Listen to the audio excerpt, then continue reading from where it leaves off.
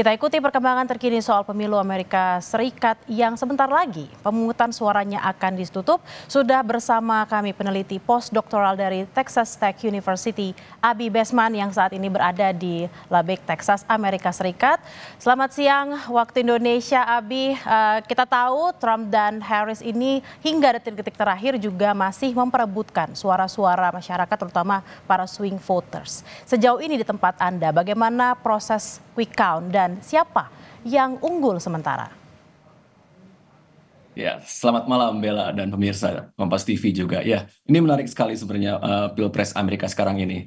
Eh, tapi kalau misalnya bertanya bagaimana di Texas dan spesifiknya di Lubbock, tempat saya berada sekarang ini, dari situs resmi Vote Lubbock sejauh ini Donald J. Trump unggul signifikan dengan 69,87% suara, jauh di atas Kamala yang memperoleh 29, sekian gitu. Tapi sebenarnya Lubbock County ini sudah menjadi basis Partai Republik dengan karakter demografis yang homogen dan konservatif sudah sejak lama, sejak tahun 80-an. Dan Trump berhasil menawarkan kebijakan yang sejalan dengan nilai-nilai konservatif dan skeptisisme dari masyarakat Lubbock terhadap kebijakan yang dianggap terlalu liberal tadi ini. Nah, tapi meskipun di Lubbock unggul besar, kalau kita tarik ke atas lagi ke Texasnya, negara bagian Texas di mana Lubbock itu berada, itu suara Trump agak turun dikit, yaitu saya lihat di sini Trump 57%, sedangkan Kamala 41%. Ini bisa kita simpulkan mengingat Texas itu besar sekali. Ada kota-kota besar seperti Austin, Dallas, Houston, San Antonio. Dan kota-kota besar ini jauh lebih liberal daripada kota-kota kecil seperti Lubbock yang lebih konservatif. Sehingga suara-suara Republik di kota-kota besar tadi agak lebih tergerus meskipun dominan masih tetap Republik. Dan HAM ini Trump. Seperti itu. Dan suara Texas sendiri, electoral vote-nya itu 40. Cukup signifikan mengingat tiap calon agar bisa menjadi presiden Amerika Serikat mereka harus mencapai 270 kan. Nah, tapi selain Texas yang memang secara tradisi dimiliki oleh Republik, ada 7 negara bagian lain yang sebenarnya sangat signifikan, meskipun suaranya nggak besar, tetapi sering menjadi kerikil bila memang tidak diberikan atensi dengan lebih baik. Saya sebutkan misalnya ada Pennsylvania yang memiliki 19 suara elektoral, ada Wisconsin dengan 10 suara elektoral, Michigan 15, lalu ada North Carolina 15, Georgia 16, Arizona 11, dan Nevada yang hanya 6. Dari 7 ini, Kamala cuma unggul saat ini cuma 1. Kamala cuma unggul di Michigan, di Nevada belum keluar, sisanya diambil oleh Trump semua. So, ya, PR berat buat Demokrat untuk bounce back menjelang penutupan ini. Seperti kita tahu, secara dominan di mana-mana sekarang memang lebih banyak Republik secara angka. Abi, kalau tadi Anda mengatakan ada 7 states atau 7 negara bagian yang tampaknya memang akan sedikit lebih banyak Trump yang akan mengungguli 7 negara bagian tersebut. Apa strategi yang dipergunakan oleh Trump dan timnya untuk merebut suara-suara para pemilih, terutama kalau kita lihat harian Kompas hari ini mengatakan bahwa Gen Z itu adalah penentu suara untuk Pilpres Amerika Serikat di tahun ini.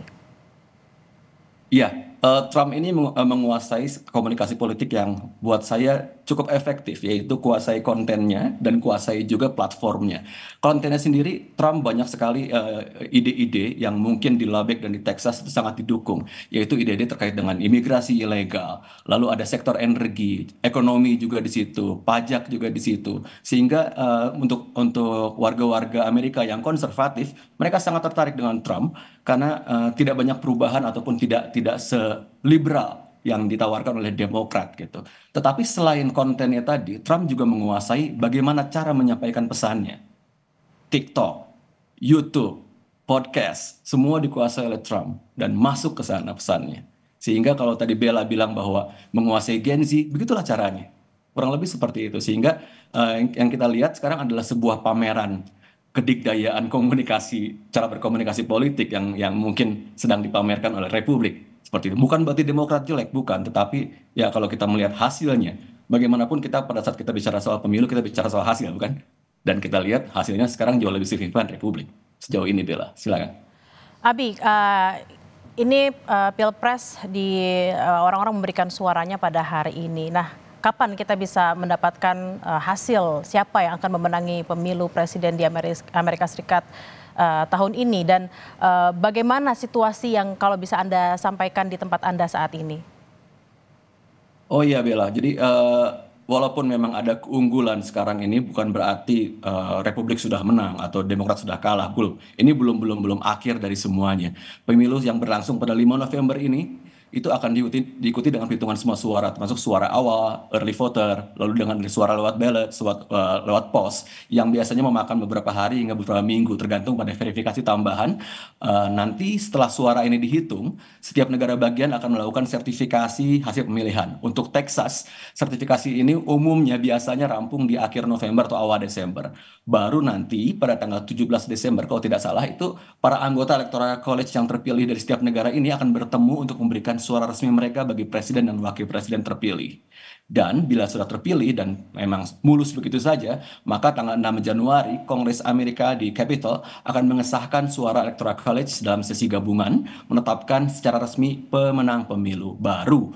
Nanti Amerika baru akan memiliki presiden dan wakil presiden terpilihnya yang akan dilantik pada tanggal 20 Januari 2025. Sehingga tahapannya masih beberapa bulan ke depan dan ya belum final. Hasil ini belum final, baru sementara. Bahkan kalau saya baca tadi baru berapa 10% masuknya. Ya sekarang mungkin sudah bertambah selama 2 jam terakhir setelah saya lihat ini.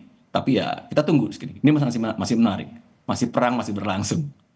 Baik, kita akan nantikan siapa yang nantinya akan memenangi kontestasi Pilpres Amerika Serikat tahun 2024. Terima kasih Abi Besman, peneliti postdoktoral dari Texas Tech University. Selamat bertugas.